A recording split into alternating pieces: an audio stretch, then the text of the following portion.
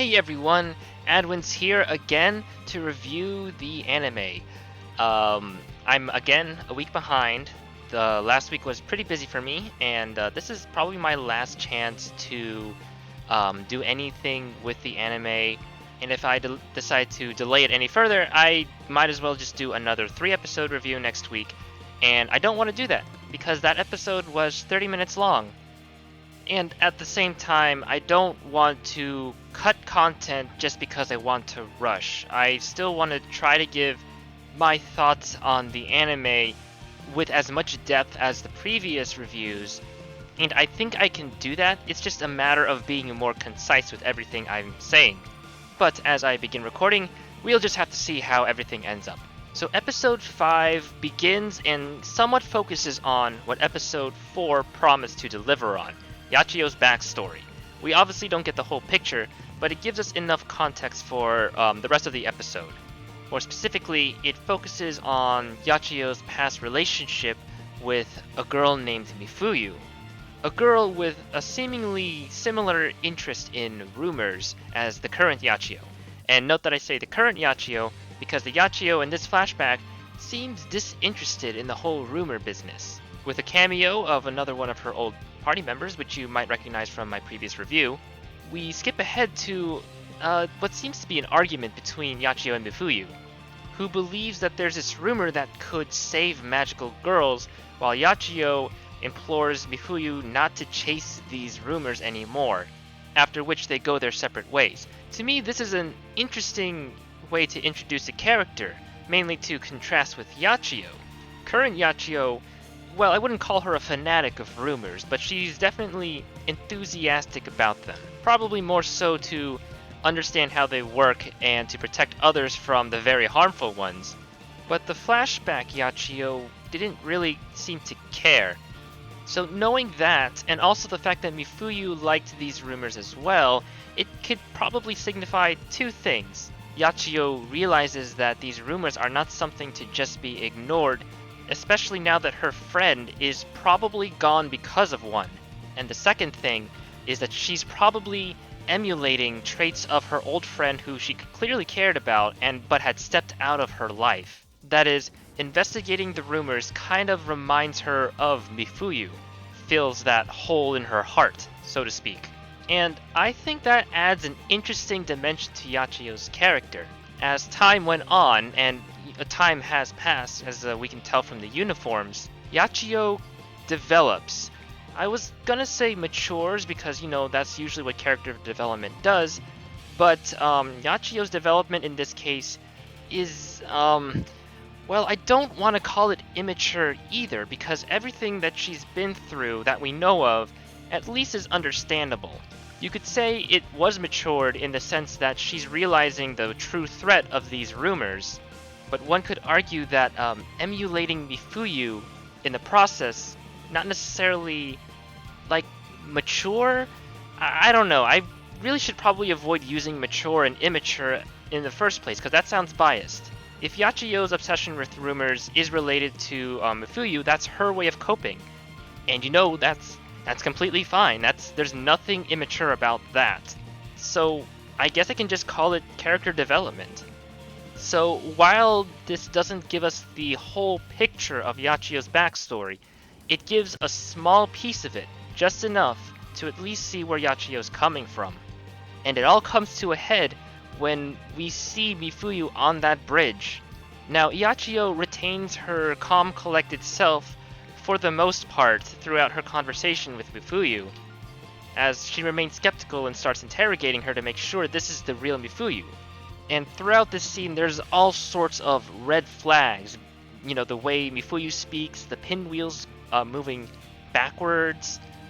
But to me, it felt like Yachio really, really, really wanted to believe that this Mifuyu was real, and that the skepticism was mainly to save face. I say this because, well, she was pretty easily convinced anyway, to the point where she almost immediately starts begging Mifuyu to basically come home with her.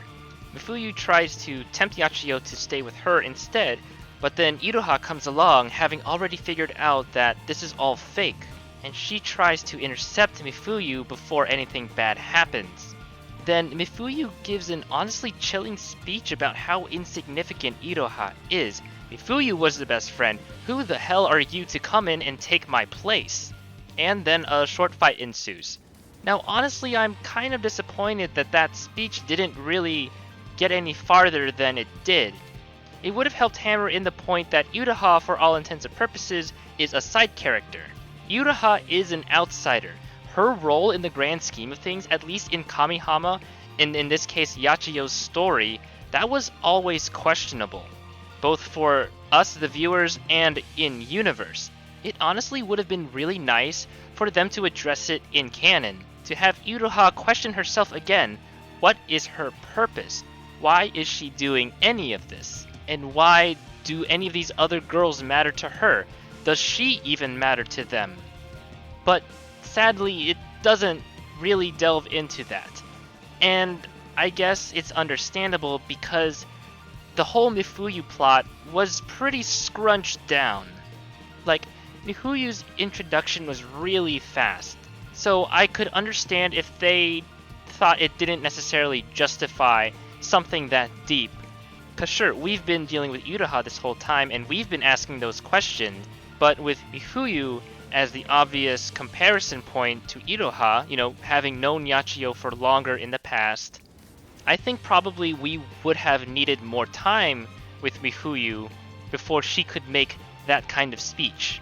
And bullying Iroha, that's just kind of a shitty thing to do anyway, so I'm okay with, not bullying Iroha.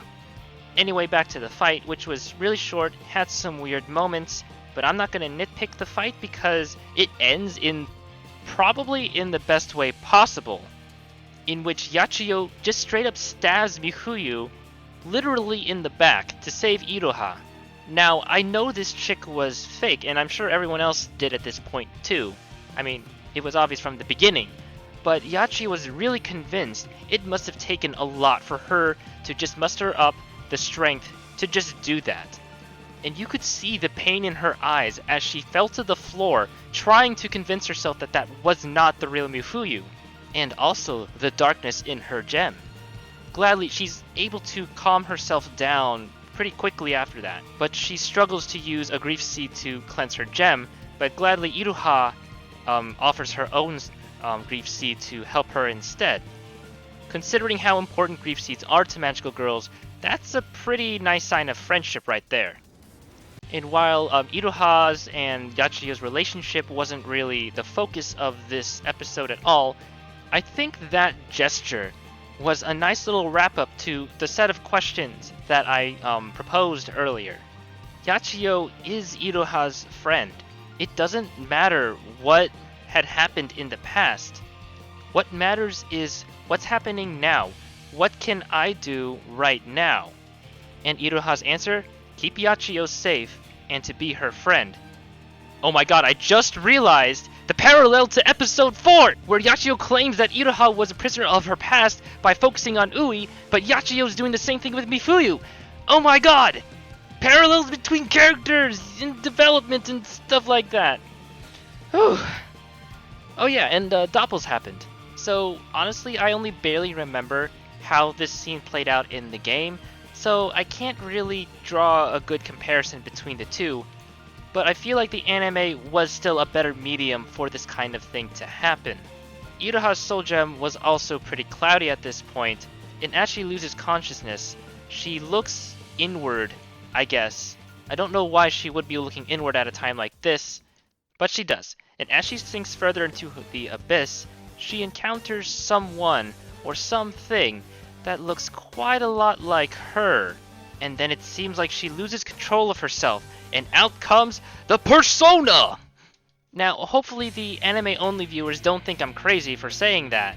In fact, it's actually probably more mainstream to compare them to stands from JoJo's Bizarre Adventure. First of all, I haven't seen JoJo, so I don't really know much about stands in the first place. Second of all, in the game, there's more opportunity for context. In the game, damn it, I really should avoid game spoilers here. But honestly, I'm gonna keep what I said so far in the recording, because the comparisons to the persona are only exemplified by one of the major changes between the game and the anime, which is the mask that the girl wears while the doppel is out. And in Jungian philosophy, the persona is like a mask that a person wears. So, it kind of fits. But then again, the reference to a mask still doesn't make sense without the, entire context of doppels. So it still doesn't make sense without spoilers, I guess. But one thing that is open to discussion that doesn't necessarily go into MagiReco spoilers is exactly how this happened. For people who know about the system from the original series, you kind of have an idea of what happened here. But here's a major problem. Iroha is still with us, not just while the creature was, around, but even after it was defeated by Mami. And more importantly, and I like the fact that they brought attention to this, after all was said and done, Iroha's soul gem was completely clear after everything that happened. But how is this possible? Iroha used her grief seed on Yachio, and there was no sign that Yachio used her grief seed on her. This puts forth a new mystery for us to think about.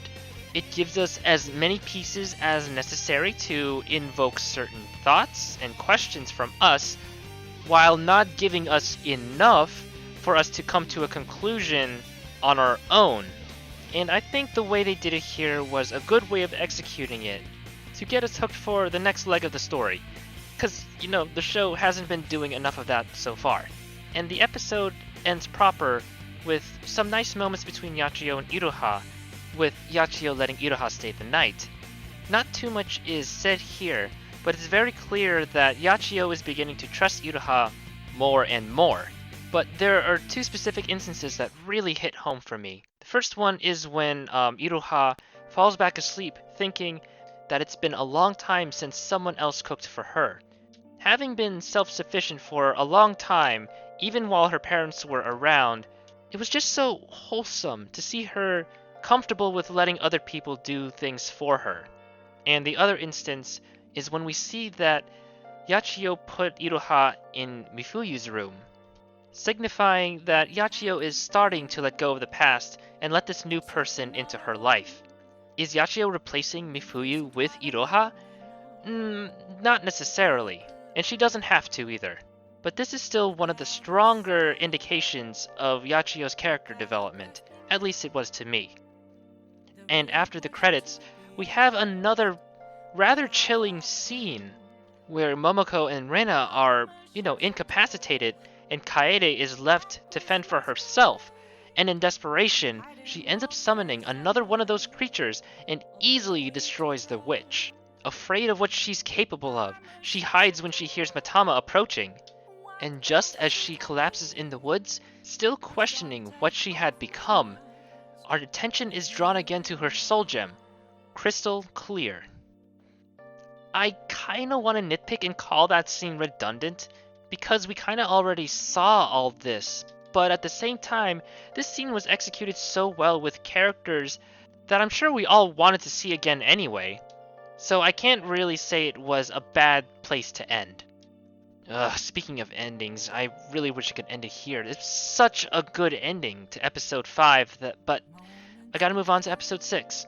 And episode 6 starts off with, guess what? More characters! In this case, it's a little more obvious that these are mainly cameos, except for one girl in particular, Miss Felicia Leroy Jenkins. But as we get to the main part of the episode, Yachio and Iroha share breakfast, kind of piggybacking off of what happened in the last episode, with Iroha guessing that Yachio was the one who saved her soul gem, and Yachio, knowing that it wouldn't help if she denied it, just kind of brushes it off and says it's alright.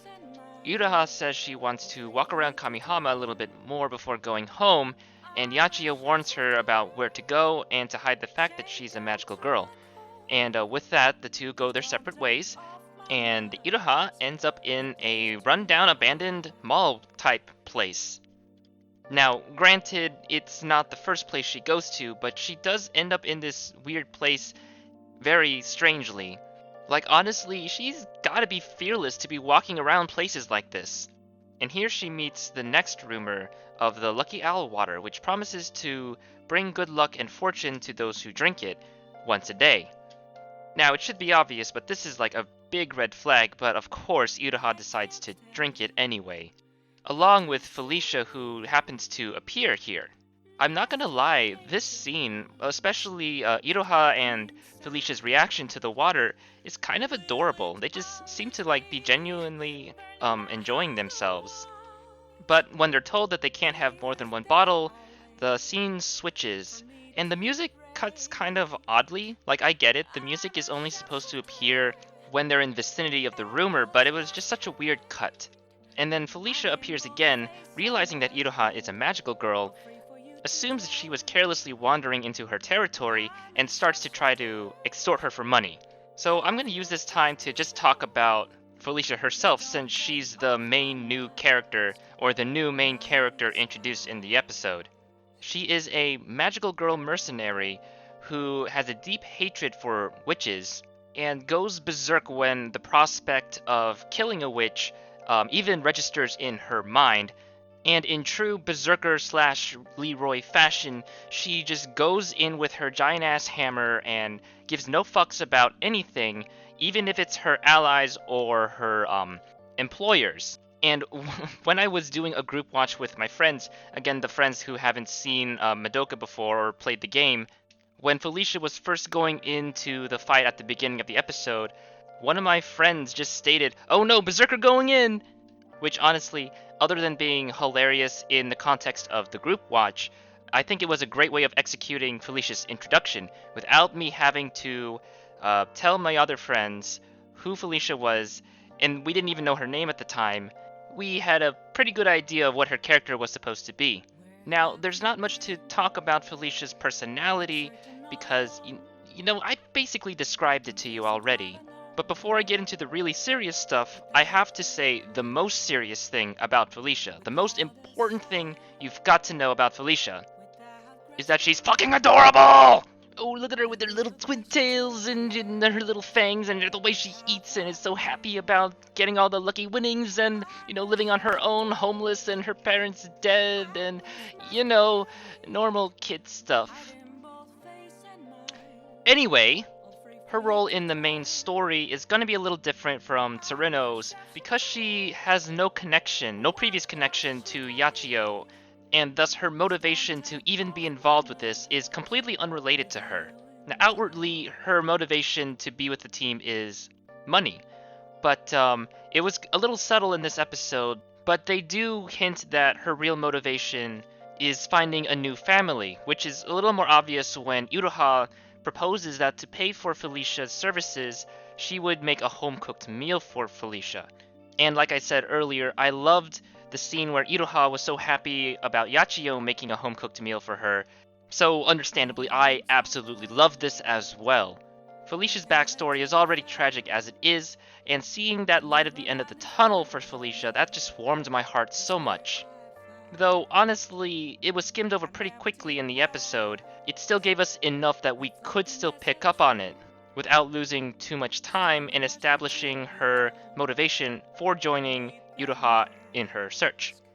And whereas Tsuruno's role in the story was interesting because of her connection with Yachio, Felicia's inclusion here is interesting because of what she brings to the table. Now, Yachio is clearly the leader of this group, being calm, collected, experienced. She has a plan for pretty much anything that they might need. Iroha and Tsuruno are relatively passive, so they just go along with Yachio. Felicia, on the other hand, adds a certain element of chaos to this. So Yachio aims to find the source of the rumor. So the first part of Yachio's plan was to go back to the rumor itself and drink some more water because apparently, after 24 lucky things have happened, something bad will happen instead. And Iroha and Felicia are already down to 14. However, the count can reset if you drink the water every day. But because of the supposed connection with witches, Felicia goes berserk and scares the rumor off, eliminating pretty much any lead that the girls had in the first place. Yachio understandably berates Felicia for her hot-headedness, But even with their perceived time limit severely cut, they're able to find another lead as their luck counter ticks down one more. They are intercepted by very not suspicious hooded girls, non-threateningly threatening them should they continue to pursue the rumor.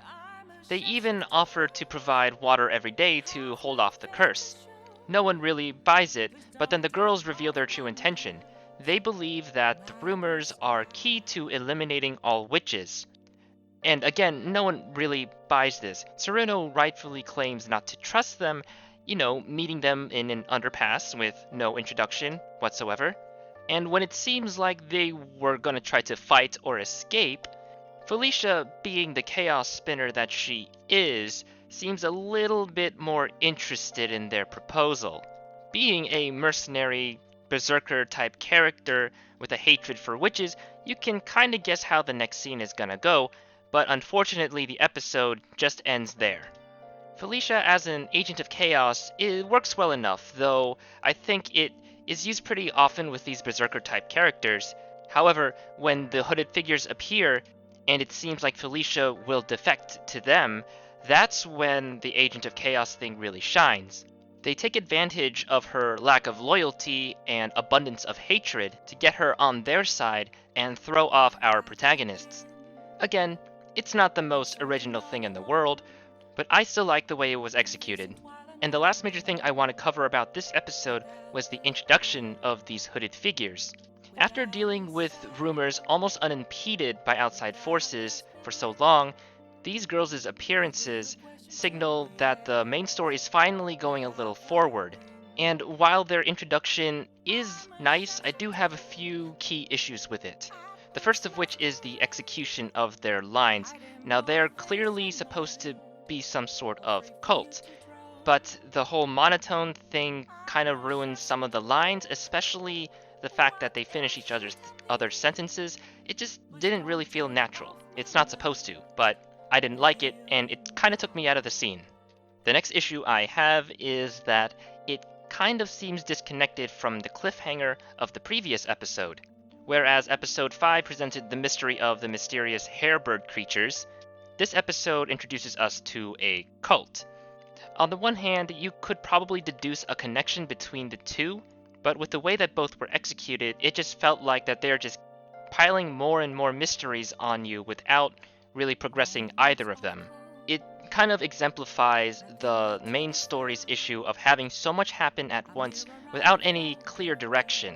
Now, knowing the connection between the two, and knowing that all these plot points will start to converge soon, I can kind of forgive it, because even sitting here, I can't really think of a good way to execute this episode's cliffhanger that would address both my issues with it and also not spoil the connection.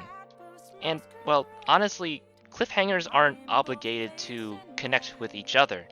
Though I will stand by the fact that this still adds too many questions without providing enough answers or information, that doesn't necessarily obligate every single story element to connect with each other. So, I'm just being nitpicky. But despite my issues with the cliffhanger, I really liked it, mainly because it's finally setting up the bigger picture of the main plot, like I mentioned earlier. I was hyped up enough by the atmosphere of the cult's appearance and the imminence of Felicia's betrayal that when the ending credits song came on, I actually screamed, "What the fuck? Is that it?" I could say that's probably an issue with pacing this episode, where it didn't really feel like much happened at all in the episode. But when finally things are getting hyped up and the plot is gonna finally progress, we get interrupted, because that's how cliffhangers work. But, I guess it's not that bad, and I know that I will be satisfied in the next episode. Which hopefully I won't have to wait too long for, because it'll be Friday when I upload this, and I work Saturday and Sunday night, so I won't be able to see, much less review the episode until probably Monday afternoon. Still, I'm excited to see where the main story progresses from here on out, but in the meantime, I want to hear your guys' thoughts. Let me know in the comments what you think of the anime, and tune in next time for some more MagiReco content.